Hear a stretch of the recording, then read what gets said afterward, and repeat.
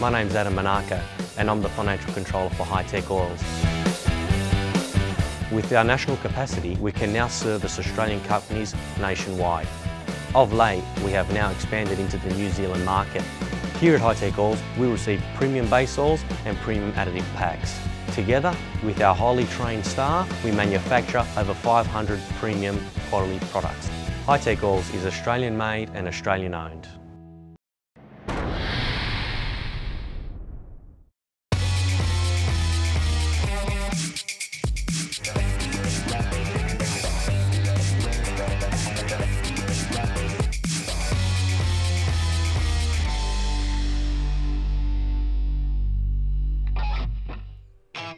Hello and welcome to the second round of 8 in the 2018 FIM Maxxis Enduro World Championship. For the first time in series history, we're in the northwest of Spain.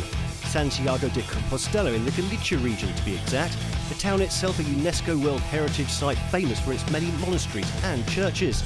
The contrast between the old town and the 70-kilometre circuit awaiting the riders couldn't be more stark.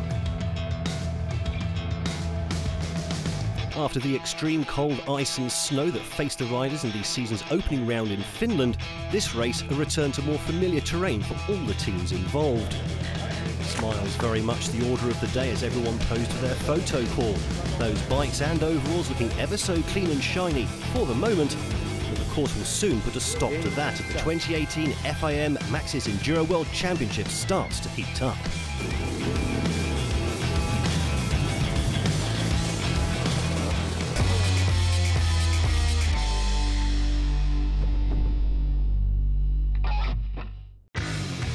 On Friday, the first Akrapovic super test of the season saw the riders pitted against a special extreme course set in the shadow of the San Lorenzo Stadium.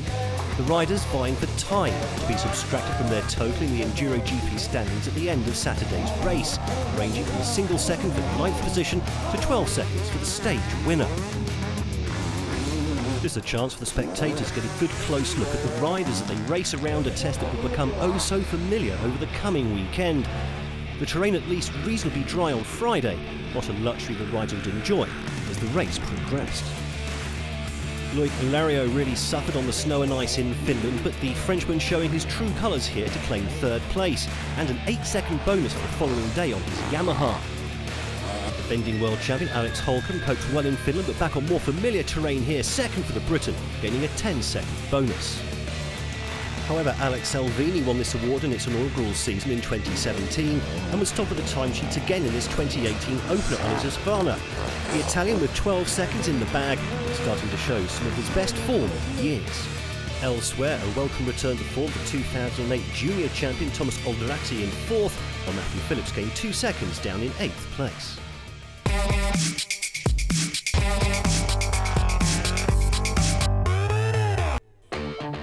Factory Gas team is back with a bang this year with 5-time world champion Giovanni Sala at the helm. Let's see what makes this team tick on home turf. Hello to everybody, welcome to the Gas family. We are again in the World Championship with a new rider, new mechanic, new bike and everything is new. So we are very motivated to have a great season in 2018. Come to me. We have Danny Mechanic. He comes from Isle of Man. He's very good guy, very fast. After we have Emil Poyola, the Finland rider. After we have, he comes from France. He's Antoine Basset, very good guys, very fast. With the helmet we have the our old, no, not really, with a lot of experience. For sure, Christopher is very good rider, he's very technical, he's very fast, and so we expect to have a good season from him too. We have different riders, some with more experience, some more young, so the young give the motivate to the old and the old give the experience to the young one, so we are here to win championship. I push a lot for the relationship, good relationship when the ambience is very quiet, very relaxing. They the rider can race in good position. So I think Gas decided to take me for my experience and for my style of work. Here we are at the track of Gas, our place where the mechanic working. The responsibility of the team is Peri Bagnez. He has a long experience and he's the chef of the mechanic. Every rider has one mechanic, but he's supervisor of all the work, all the fixing, all the tuning of the bike. And so we start from the zero and we organize everything. We choose the new mechanic, the new material, everything is new. And well, we manage the team in different way, with some motivation more strongly and so on. We hope we meet after the race with positive results, and for sure the rider must enjoy the moment.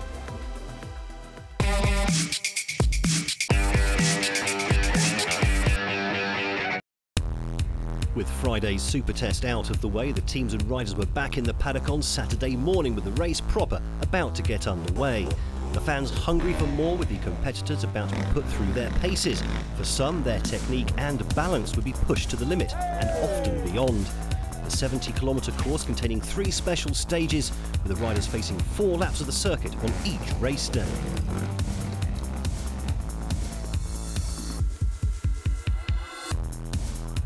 Temperatures unseasonably low as the riders emerge for the start of 7 hours in the saddle. A 7-kilometre enduro test welcomed by many after the snow and ice of Finland. Here though, tree roots and ruts the order of the day, but with the likes of 5-time world champion Ivan Cervantes picking the right line, the Spanish riders at least should be safe. After that, the 2-kilometre extreme test awaits, with plenty of pitfalls waiting to trip up even the very best in the business. But the crux of this course is undoubtedly the 5-kilometre cross test. Plenty of changes of elevation, with the low-lying areas awash with mud and water. Every rider in the paddock knows this section could be their downfall.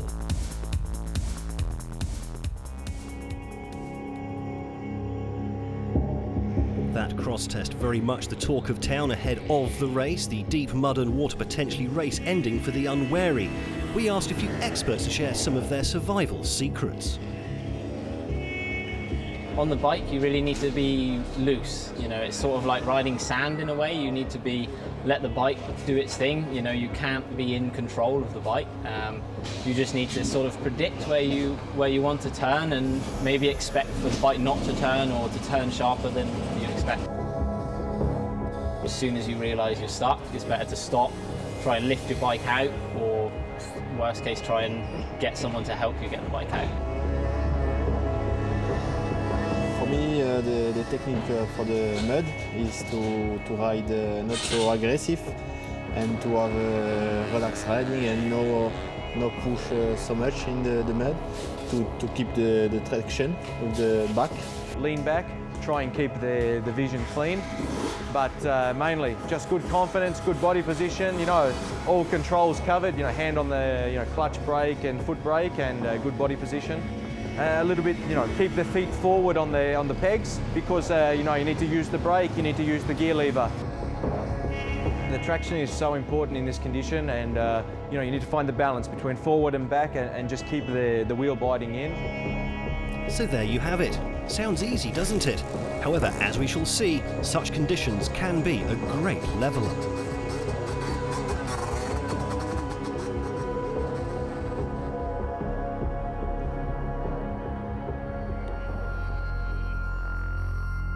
On the Saturday, that mud and water was to have a big say in the race. Being British, Steve Holcomb knows a thing or two about mud, and his expertise was to come in especially handy on his second visit to the cross test. Water managing to get into his air filter, and from there into the engine, causing a stall. A quick test, and the diagnosis complete. Holcomb feverishly working to clear his filter and get the bike going again. However, this section of the test far from finished with the championship contenders. That's none other than Iro Remesh face-planting in the background. Fortunately for the Finn, there was no damage done, except maybe to his ego, but for Holcomb, the battle with his beater continued, with the precious World Championship points at stake.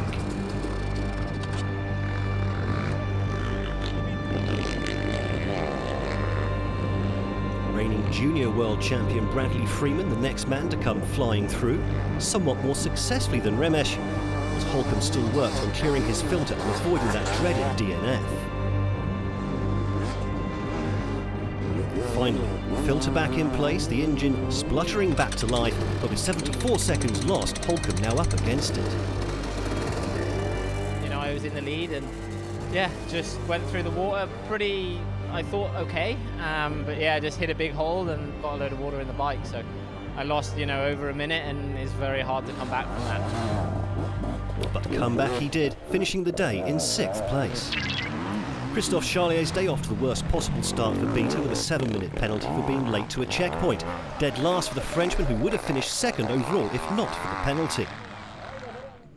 Romain Dumontier was the World Youth Champion in 2009. Now applying his trade with Yamaha, he battled through the conditions to take 16th overall and 4th in E3, just over a minute away from a surprise podium for Yamaha. Christophe Numbertin struggled, not happy with the setup of his gas. 11th overall after a number of crashes, although 3rd in E3, the Frenchman looking to soften his setup and find more traction on Sunday. Defending E2 champion Matty Phillips enduring one of those days on his Sherco in which everything seemed to go wrong despite a bright start in the saddle. The Australian 10th overall, 4th in E2. You know, it's enduro, so sometimes you have a tough day, and today we got dealt the full deck of cards. So it was tough. Took on some water and tried to come back and just tried too hard. Had some crashes and after lost some confidence. So try and reset tonight and come back. Gas rider Antoine Basset missed a good chunk of 2017 with a knee injury, but after a solid start in Finland, the Frenchman picking up the pace in Spain. 9th overall with a late surge, but missing the E1 podium by nearly a minute. Next man up the road was David Garneri, also in E1, taking the bottom step of that podium, but it could have been even better for the Honda rider, challenging for an overall podium before losing a lot of time in his last 2 visits to the extreme tests, tumbling down to 8th place. Reigning junior world champion Bradley Freeman impressed everyone on his senior debut in Finland and again on the opening day in Spain. Only 42 seconds off the winner's pace overall in 7th, but perhaps more importantly, edging ahead of Garneri into 2nd in E1. Daniel McCanny didn't enjoy the fastest of starts, no time bonus from the super test and sluggish early on Saturday. But the Manxman picking up the pace thereafter, moving from the edge of the top 10 to a superb 5th overall, but more importantly, winning E3 for Gas. Really good. Obviously, it means a lot to me, obviously, because Gas is the home country for the brand and the bosses are here. So yeah, it's really good to be back on the top and feeling good again. But it was younger brother Jamie that carried the McCanny colours on Saturday in 4th for Yamaha. His battle with Freeman in the E1 Championship set to run throughout the year. The Briton sitting 3rd overall going into the final stage, but admitting afterwards that picking up points in class more important to him, at least for the moment. I just went, and if I made the podium, I made the podium, and yeah, I'm focusing on my class, and I'm happy to take the win. It was a very strange day. I had some strange crashes, but I think I'm happy. It's my first traditional enduro race this year, so yeah, it's a bit ropey, but happy to take the win. It would be fair to say that Loic Leriot did not enjoy his trip to Finland, and the Yamaha rider far from being alone in that. But back on European dirt and mud, the Frenchman given a new lease of life, challenging the podium all day long, moving up to 2nd place after Holcomb's mechanical woes, but then bumped down to 3rd overall on the final stage.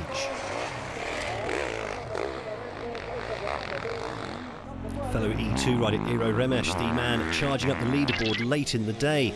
The Flying Finn enjoying perhaps more than his fair share of thrills and spills, only 7th after the first 2 circuits, but then really motoring his way through the afternoon, taking 2nd from Leriot right at the death, along with the 2nd step of the podium in E2. I try to make all the tests good how I can, and I make today too many mistakes. I think I crashed 4 or 5 times, and then I have a little bit problem also clutch, and I broke the rear. Alex Salvini was E2 World Champion back in 2013, but hasn't enjoyed the best of luck in recent times. However, kick-started by winning the Super Test on Friday, the Italian looking very much at home on his Husqvarna, giving as good as he got in his battle with Holcomb until the Britain's mechanical troubles, and even having enough in hand to take a first win in 3 years, despite a late drama of his own. It's been a long time, you know. France 2015 is my last victory, so today I come back on the top spot of the podium, and it's an amazing feeling, you know. Such a perfect day. Just the last test I went over the bars, but fortunately I had a good gap. I put a good gap before, so I had 30-second advantage on the second. So it's been a long day, more than 7 hours on the bike, but you know, it's a perfect feeling right now. Unbridled delight then for Salvini, all that hard work over the winter really paying off, and nicely placed now to kick on and challenge for a second world title. Less than a minute separating the top 8 on the leaderboard at the end of a thrilling day, with E2 category riders enjoying a clean sweep of the EnduroGP podium.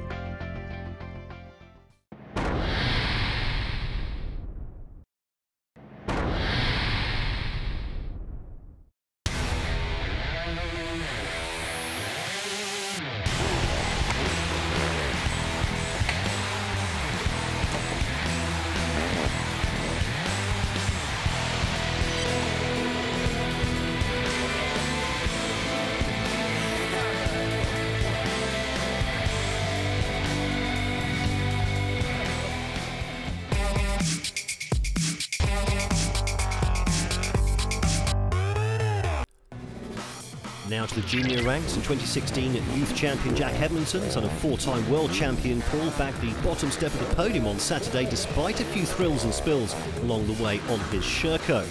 Second place taken by his successor Andrea Verona, making his junior debut. The Italian, the last man on track and recovering from a sluggish start to take second. But the day's winner was Matteo Cavallo, the Italian trailing in Michael Person's wake until the Swede forced to retire with a broken hand and then romping to victory. On day 2, Italian riders continued to dominate. Cavallo, struggling on his beta early on, but with a late surge of pace in the afternoon, dragged himself from 7th to the bottom step of the podium. Compatriot David Storeca was bitterly disappointed with his 7th place on the opening day, but the man that finished second behind Bradley Freeman last year was on the pace throughout on his way to second place for TM. But nobody could quite live with the pace of Verona, setting 6 scratch times out of 12 to cruise to his first junior victory, beating a TM1-2 and an Italian clean sweep with the podium places.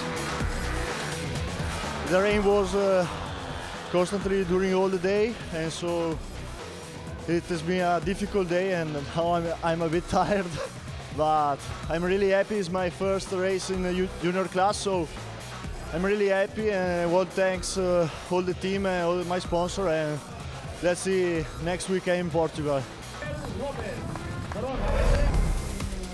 Swiftly moving on to the youth section then, where Rui Barbosa is one of the favourites for this year's title after finishing 3rd in 2017. The Chilean, a model of consistency over the 2 days with a pair of 3rd places for Husqvarna, enough to move into 2nd place in the standings after their opening event. But the star of the weekend was Sherco's Matthew van Overlen. 2nd on Saturday, but 7 scratch times on Sunday saw him cruise to victory, the first ever for a Belgian rider in the Enduro World Championship. For me, it's quite something. It's been my dream to win a round in the World Championship. I can't believe it. It's just crazy.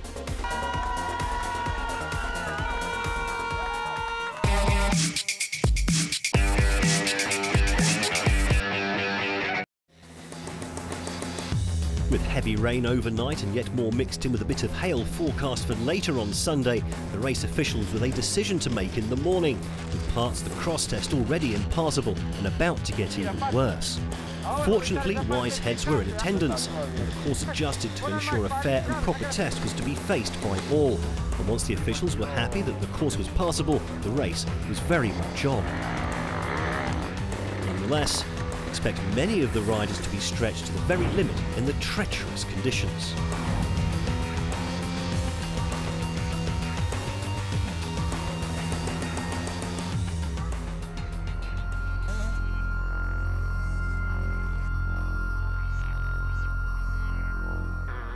Daniel McCanny delighted with his form on Saturday, but a polar opposite in the Happiness Stakes 24 hours later. The Britain's day ruined by a problem with the front wheel of his gas to end up 22nd, but 4th in E3.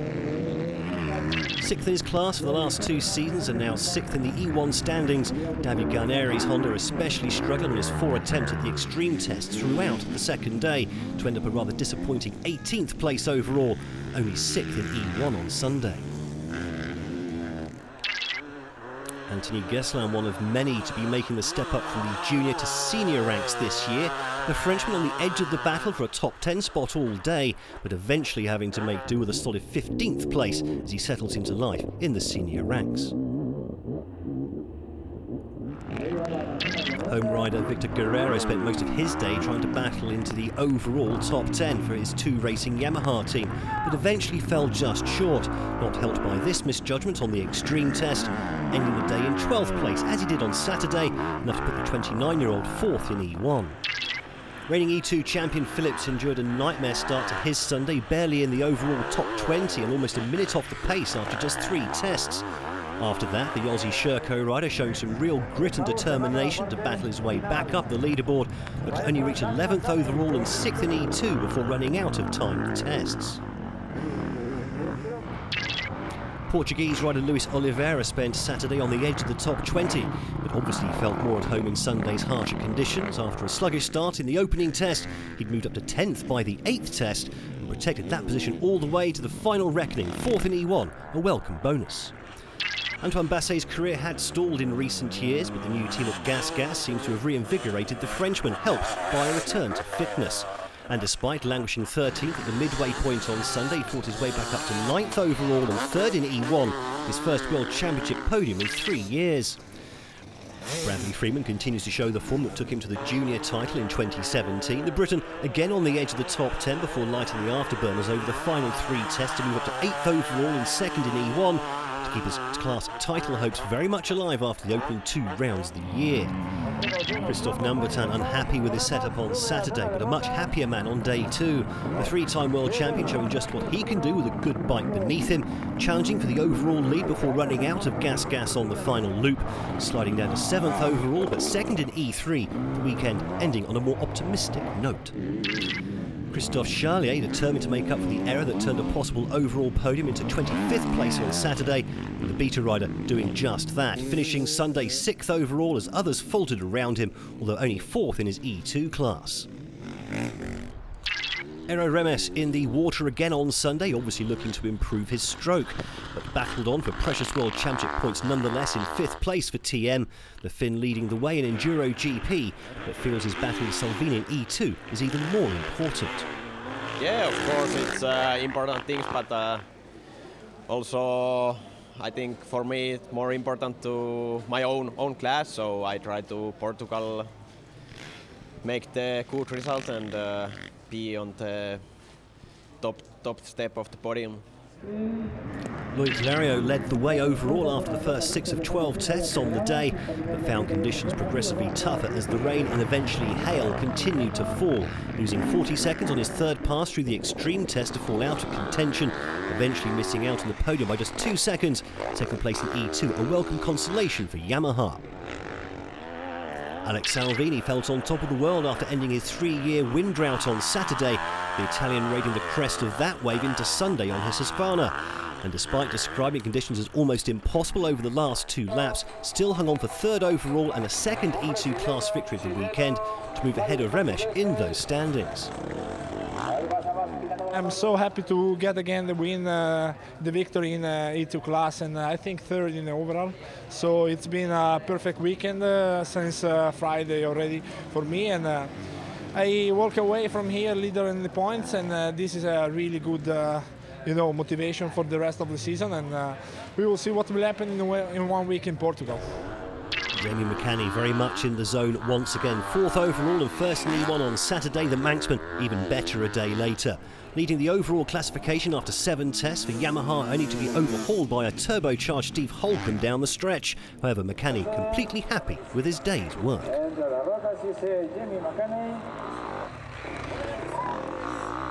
For me, I'm riding against myself. It's me riding the track, and if I do well, I do well. And but you know, I can feel if I'm riding good, hopefully my result is good. And yeah, today I felt happy, and my result showed that. So.